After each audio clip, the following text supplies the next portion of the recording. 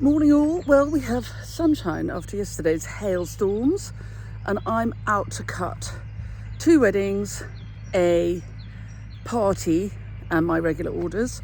So I've got about 1100 stems to cut and it's time to get going. Parking the trolley in the shade, obviously. If you're new to the channel, you're very welcome. Please subscribe, press the bell icon and we'll tell you when we've got more clips coming up. And if any of the tips and tricks I give you along the way are useful, you can always buy me a coffee, or better still, join my club. The links for coffee buying and club joining are in the blurb to all my clips. Right, on we go. For those who haven't followed this process before, when I'm doing wedding flowers, I have a cutting list. And then I prep up the buckets because I know how many buckets I need to be full, 50 stems at a time.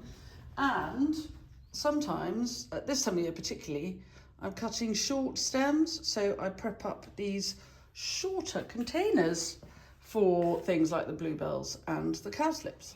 Right, so it's later the same week and quite a lot of the material I was cutting earlier in this clip has already been collected and it's off on its way because it's Thursday morning and what happens is florists like to get their material in on Thursday, then they can see what they've got, and then if there's an emergency and they need a bit more or different, then they can sort it all out. Anyway, so a lot of it's already gone and I'm now focusing on the wedding for which I'm actually creating the flowers. So I'm what you call a farmer florist. So I grow a lot of material. I sell it, a lot of it wholesale, to other florists who then use it in their own floristry. But during the season, I also do quite a lot of small weddings. I really like to specialize in small weddings. And I love this one I'm doing this weekend. They've got 30 guests. So chic, so chic. And they're being married in a tiny little church, literally up there, about 3 miles away. Not even, in the same benefice as the parish where I live. And it's a church I've dressed many times over the years. So it's nice because I feel very confident with it. I shouldn't say that. And the thing that this particular couple really like is they want everything to be just local and fresh. They're not saying I must have so many pink roses or, it must look like this. They just want the outside to be brought in for the wedding. And all the food they're having is going to be, again, it's being made by people who grow a lot of it themselves. So it's everything is very, what's there on the day, which is really nice. One of the things they really like are wildflowers. And at the end of April, there are plenty of wildflowers around. And one of the things that you sometimes get from people who grow their own is you get that kind of detail that you possibly can't get so easily if you're going to the flower market, because the big flower growers, it's not really worth doing in that quantity. So I'll show you some of the wild stuff that I've cut for this particular couple, and it will make the whole thing look very, very meadowish. And very pretty. And we're starting with these wild bluebells, Hyacinthioides non-scripta. But I grow them in a bed, especially for 1 or 2 weddings in the spring. And they're very easy. They pull very easily. I don't cut them. As you can see, they're quite short stemmed. But if you pull them out, you get longer stems. Let's see if I can do it. Easier said than done when, look, nice long stem. You run your hand down it. You'll hear it. You pull it, you get much more stem length. Ah, cunning. Of course, it's important to remember that it's against the law to just walk around helping yourself to wildflowers if you fancy them. So if you see a bluebell wood, don't go and just help yourself. But they're not difficult to grow And they're not difficult to find as bulbs either, so you could have a little patch of wild bluebells in your garden for yourself. Cowslips also make very good cut flowers. I grow mine here in the orchard, and so I'm going to have a nice little bunch. I'll see if I can get 50. I'm not cutting the snake's head fritillaries, which also cut very nicely, but we really, after 18 years, they are slowly establishing themselves. I really think if I cut snake's head fritillaries, Fabrizio would divorce me. Cowslips smell absolutely delicious. They cut really beautifully and they smell out of this world. On the subject of wild, flowering dead nettle makes very, very good cut flowers. Has a lovely green smell, but do be careful. So this is the flowering dead nettle, very pretty. Slightly paler green leaf. Then this one, stinging nettle. There. Stinging nettle, don't cut, don't touch, it'll hurt. Dead nettle, very good. Right, so it is Friday morning and we're doing the wedding floristry. Always put the kit out so you know what you're doing. So we've got thank you bouquets, buttonholes, fresh petal confetti, something for the nose of the Land Rover, 15 jam jar posies, bride, and ooh, I think we need another bridesmaid. And we're going to start doing these big buckets just to loosen our shoulders up. Here is my friend Lorraine, who often comes up to help. Good morning. Ready, steady, let's do it. Right, and there they are. We greened them up, and then we've added some tulips, and they look like spring in a bucket, and they're going to be on the chancel steps. I'll show you when we've installed them. I've made the bride. She's quite little, but the lady is very tall and slim, like a piece of string, and so you can't overwhelm a person with flowers. And you want to make a bride so that they can hang down a little bit like this. So I'm going to put it to one side now, and I may pudge it later. But personally, quite pleased with that. The bridesmaids posies are tiny wee, but look how sweet they are. Aren't they enchanting? A little bit of forget-me-not, a little bit of... You see how the yellow is so good? This is cowslip, which I've grown from seed and propagated all over the garden. So wild bluebells, cowslips, forget-me-nots, very, very sweet. And then afterwards, they're going to be table centres.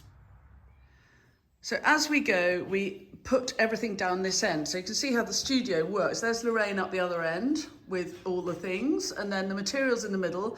And then as each piece is made, it comes down here, so it's out of the way. So these posies are going to be pew ends, and then they are going to be table centres, and then they're going to be going home presents.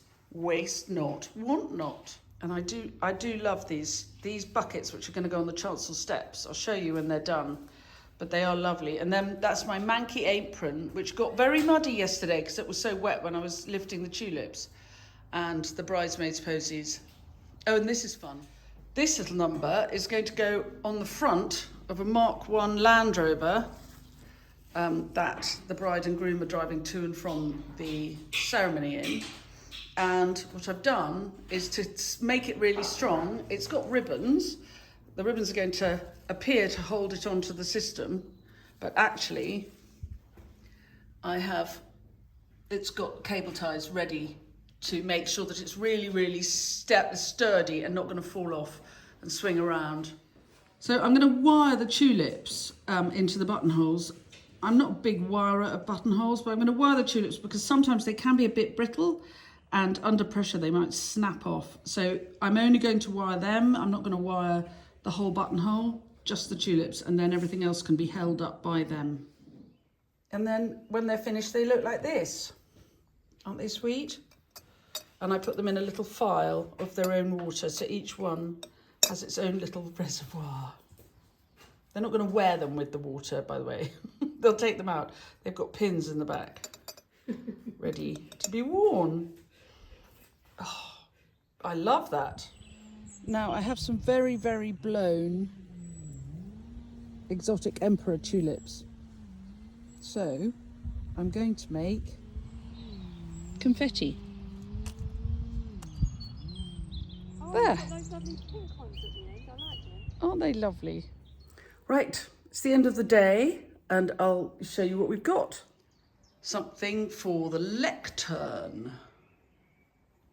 I love the sweep to the left of the apple blossom, which only works because this is actually a hand tie. Two large, matching but not matching arrangements for the chancel steps. Fresh tulip petals drying off in the basket, and tomorrow morning we will decant them into these little baskets which very little girls are going to carry. And if it's too much for the, I mean, they're very little girls, if it's too much they can be just left at the back of the church for being confetti at the end of the process. 4 very dinky little bridesmaids and a bride which I love more every time I look at it. I'm really very keen on this. 15 buttonholes. And the bride and the bridesmaids and the buttonholes all have a little sprig of lily of the valley. The scent is absolutely delicious. 15 jam jar posies to be pew ends, and then to be table centres, and then to be going home presents. There are only 30 guests at this wedding. Too chic. And so the flowers will not be wasted. 2 thank you bouquets for the mamas. And last but not least, this little bucketful is going to go on the nose of the Land Rover, which will be the transport for the bride and groom.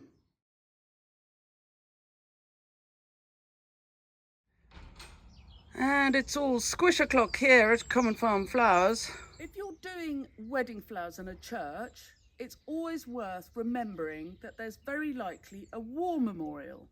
Here at St Lawrence's, Cucklington, it is in the churchyard. So we brought a little extra something for the war memorial, because people take these things very, very seriously, and it's important not to just assume the church is a venue to be rented by the couple. It is part of the community and part of the history of the place. And here it all is in place. So 15 jam jar posies are pew ends first, and then they will go back to be table centres, and then they will be going home presents for the ladies. And they are little works of art, each one perfection. I have to say, I really love this wedding. Then we have 2 big buckets of flowers. So if anybody ever says, have a bucket of flowers for your wedding, don't snoot, because how attractive. Single galv buckets stuffed to the gills with gorgeous tulips and spring flowers. The only flower I haven't got, which I would have possibly liked, is cow parsley, because it's not quite out.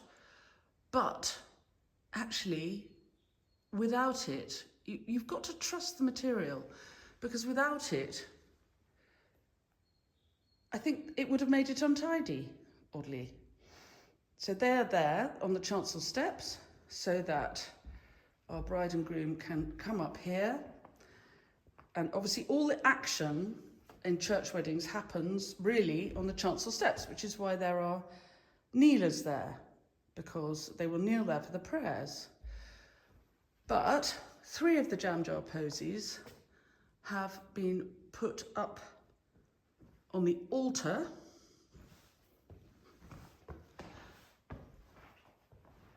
to frame the cross. And talk about simplicity itself. You do not need enormous amounts of fancy pants. There's a lovely account you can follow on Instagram called Sustainable Church Flowers, and these are exactly, I think, what that account is about. And this is the beautiful stained glass window. This church is St Lawrence's, Cucklington in Somerset, if you're interested in having a look at the history. And then this is the view back, and there's one more piece that we haven't seen, which is, I know this church well because this is my benefice, this is where I live.